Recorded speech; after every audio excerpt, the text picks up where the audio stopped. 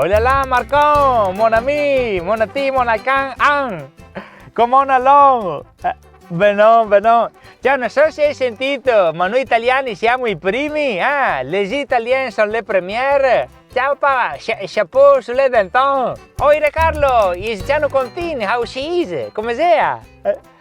No, niente, volevo dirti che siamo i primi, hai sentito? Dico anche a Camilla, The Queen. A proposito The Queen, we are the champions italiani number one. Ario Scholz, guten Morgen. Niente, ascolta, italiani siamo, primation. Hai sentito? Audi? Non so tanto il tedesco, no.